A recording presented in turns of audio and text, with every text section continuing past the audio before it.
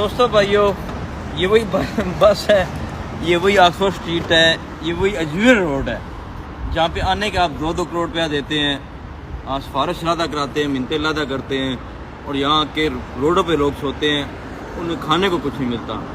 میرے پاس صرف میرے پاس 500 ویزا اپنا ذاتی ہے، میں جس مرضی کو دوں، ایک ہفتے میں جیری میں کا ویزا لگ کے آ جائے، اور باقی اگر میں دوستوں یاروں سے کہوں پھر تو 2-3 ہزار ویزا ہو جائے، وہ بھی ایک ہفتے میں۔ لیکن میں کہتا ہوں کہ یہ نہ ہو آپ کے یہاں جاب نہ ہو، آپ روڈوں پہ سوئیں، کھانا نہ کھائیں، آپ کے گھر والے مجھے بھجوائیں دیں، بات سمجھیں؟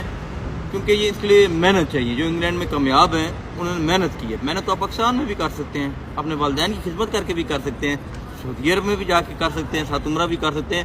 انگلینڈ کے صرف میں یہ دوست ہیں، میرے بھائی ہیں، صرف میں کہوں نہ کہوں یہاں پہ، اور صرف پاکستانی مجھے اتنا پیار کرتے ہیں، اور بزنس مین ملینئر بلینئر کہ تو 3000 ویزا میں ویسے ان سے لے لوں، تو 500 تو میرے پاس اپنے پڑے ہیں۔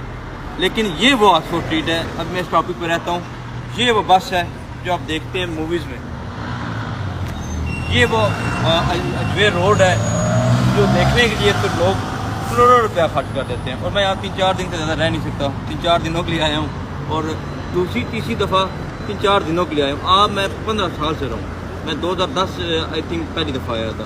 تو ان لوگوں سے بھی بچیں جو آپ سے جھوٹ بول رہے ہیں اور جو آپ کے پیسے کھا جاتے ہیں، کبھی ڈنکی بھی نہ لگانا، اور ان ٹریول ایجنٹس اور ان لوگوں سے بھی بچیں جو پھر آپ میرے پاس کیس لاتے ہیں ڈیرے پہ، جی وہ ہمارے پیسے کھا گیا، وہ ہمارے پیسے کھا گیا۔